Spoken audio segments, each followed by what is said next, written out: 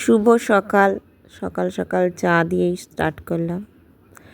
চা খেতে খেতে আজকের ব্লগটা তোমরা দেখতে থাকো। মেয়েকে স্কুল দিয়ে এসে চা খাচ্ছি, তাই ঘরের অবস্থাটা দেখিয়ে দিলাম। এই অবস্থায় রয়েছে ঘর। এই যে উনি বিস্কুট খেয়ে আবার জল খেতে গেছেন, আবার তোমাদেরকে দেখাতে বললাম বলে একটু হাই করে দিল। এই যে শুরু হলো জার্নি। বিছনা ঝাড়ছি, বিছনা ঝাড়া কমপ্লিট হলে তারপরে আবার ঘর ঝাড় দেওয়া পোছা শুরু করব।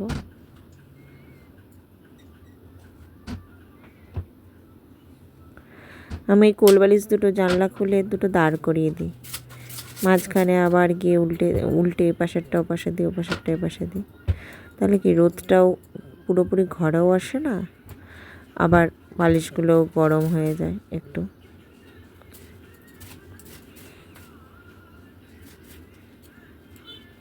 তাড়াতাড়ি করে করছি, স্নান করব কাজবাজ সেরে।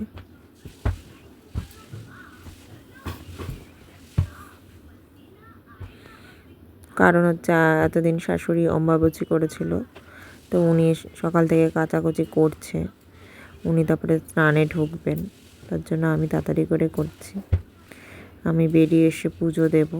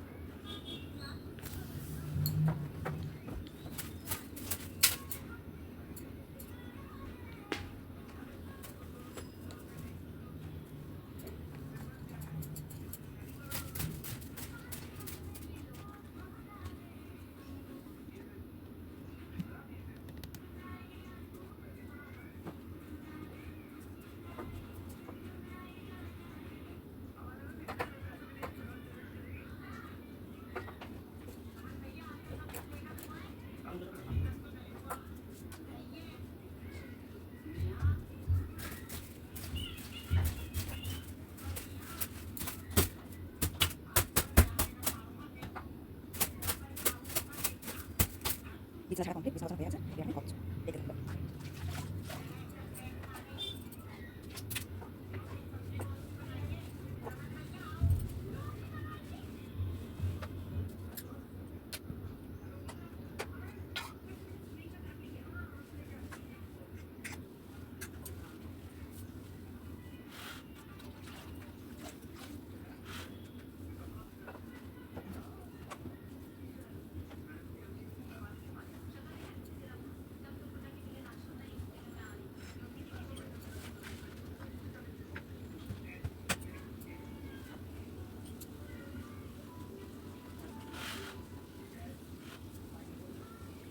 ঘর দুয়ার পুছে স্নান করে এই যে চলে এলাম। পুজো দেওয়াও আমার কমপ্লিট হয়ে গেছে। ভগবানকে সবাই দর্শন করে নাও। এখানে পুজো দিয়ে আবার ওপরের ঘরে পুজো দিতে যাব। আজকে তো সকালবেলা রান্না বান্না কারোর সাথে শেয়ার করিনি। এই যে আজকে করেছি ঝিঙে দিয়ে আলু দিয়ে রুই মাছের ঝোল, উচ্ছে কুমড়ো ভাজা আর ভাত। আজকে শেয়ার করব আমি কিভাবে মাংস রান্না করি রাতের জন্য। এই যে মাংস নুন হলুদ মাখিয়ে রেডি। আদা রসুন পেঁয়াজ পেঁপে আলু ভাজা হচ্ছে, আর ওটা ভাজা ভাজা হলে পেঁপেটা দিয়ে দিলাম। পেঁপে দেওয়ার পর ভাজা হয়ে নামিয়ে দিয়েছি। এবার দেব গোটা গরম মশলা। গোটা গরম মশলা একটু ভাজা হলেই দিয়ে দেব কেটে রাখা পেঁয়াজগুলো।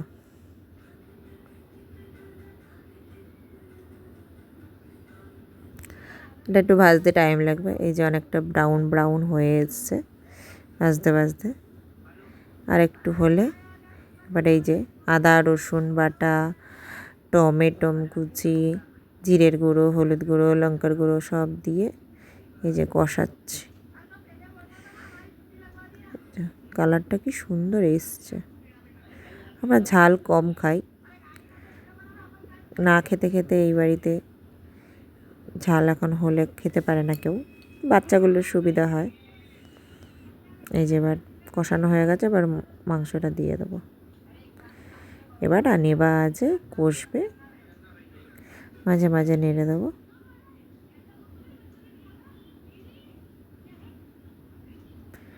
রাতের মেনু এটা।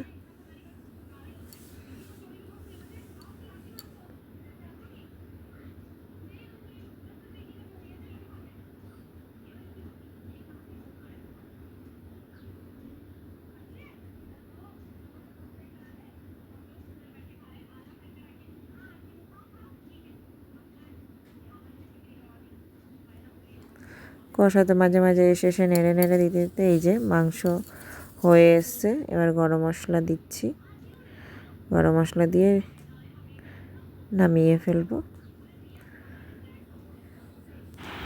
Good evening. এই যে সন্ধ্যাবেলার চা নিয়ে চলে এসেছি, চায়ের সাথে বিস্কুট। এটা শুধু আমি খাবো।